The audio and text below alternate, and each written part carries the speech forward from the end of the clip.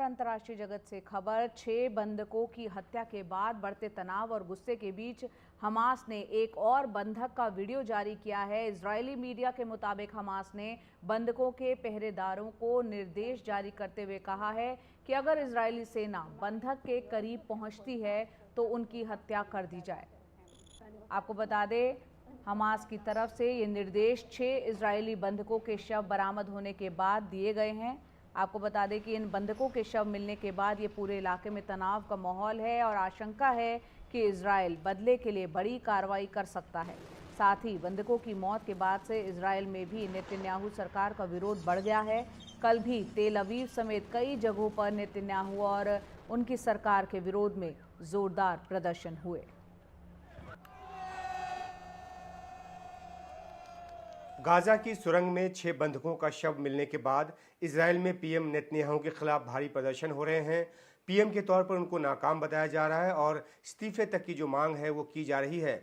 बंधकों के परिजनों का सीधा आरोप है कि नेतन्याहू जो हैं वो बंधकों की तनिक भी उनको चिंता नहीं है और उन्होंने उनको लावारिस छोड़ दिया है। अब बंधकों की वापसी का समझौता नहीं करने के लिए भी उनको जिम्मेदार माना जा रहा है।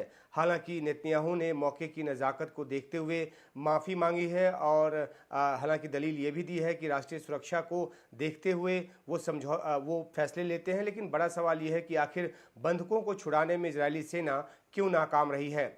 इस बीच हमास ने एक बंधक का वीडियो भी जारी किया है जिसमें बंधक जो हैं वो कथित तौर पर ये जो महिला बंधक हैं वो कह रही हैं कि 2011 में गिलाड शलित नाम के एक इजरायली सैनिक को छुड़ाने के लिए 1000 फिलिस्तीनियों को छोड़ा गया था। अभी वे 1/4 से भी कम की मांग कर रहे हैं, छोड़ने की मांग कर रहे हैं। तो क्या मेरी कीमत इतनी भी नहीं है? बेशक ये हमास का एक प्रोपेगेंडा वीडियो है, लेकिन ये सच है कि बंधक संकट काफ़ी दर्दनाक हो चुका है। हमास ने अपने लड़ाकों को ये निर्देश भी दिया है कि अगर बंधकों तक इजरायली सेना पहुंचे तो उससे पहले ही उन्हें मार दिया जाए। 7 अक्टूबर के हमास के हमले के बाद जब इजरायली सेना का गाजा में ऑपरेशन शुरू हुआ तो नेतन्याहू ने इसके 3 मकसद जो हैं वो प्रमुख तौर पर बताए।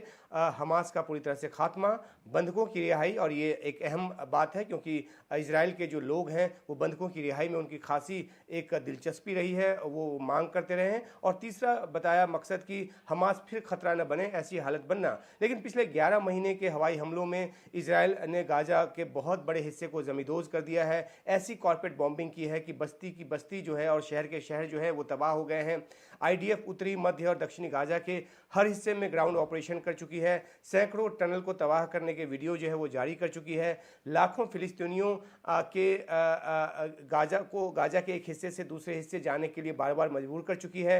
घरों और शरणार्थी शिविरों पर धावा बोल चुकी है। इतना सब करने के बाद भी वो सभी बंधकों को छुड़ा नहीं पाई है। नवंबर में एक हफ्ते का जो सीज फायर समझौता हुआ था उसमें 100 से अधिक बंधक छूटे थे। इसके अलावा एक आध मौके पर आईडीएफ जो है कुछ बंधकों को छुड़ाने में सैन्य ऑपरेशन के जरिए ज़रूर कामयाब रही है, लेकिन अभी भी करीब 100 बंधक जो है वो हमास के कब्जे में हैं और उनको छुड़ाया नहीं जा सका है। सवाल है कि हमास ने उनको कहाँ रखा है, क्यों आखिर उन तक पहुँचना इतना नामुमकिन है। कहा तो यही जाता है कि हमास का जो सैकड़ों किलोमीटर का टनल नेटवर्क है वो इस तरह का है कि उसे पूरी तरह से ख़त्म करना संभव नहीं है, उसके हर कोने में पहुंच पाना संभव नहीं है। ये टनल जो है वो संकरी भी हैं और ऐसी भी हैं जिसमें गाड़ियां दौड़ सकें, इसलिए बंधकों की जगह बदलने में आसानी होती है। और न सिर्फ टनल के अलावा हमास जो है वो घनी आबादी वाले इलाकों में भी बंधकों को रखता है और आम फिलिस्तीनियों के बीच रखता है ताकि वहाँ ऑपरेशन मुश्किल हो। इजरायली सेना हमले करती भी है तो बंधकों की जगह को फ़ौरन बदल दिया जाता है। सैन्य ऑपरेशन के जरिए बंधकों तक नहीं पहुँच पाने की जो लाचारी है वो उसी की वजह से बंधक समझौता के लिए बार बार सलाह दी गई है। लेकिन नेतन्याहू जो हैं वो अपनी ज़िद पे अड़े हैं और बाकी बचे बंधकों की जान पर भी इस बीच में बनी हुई है।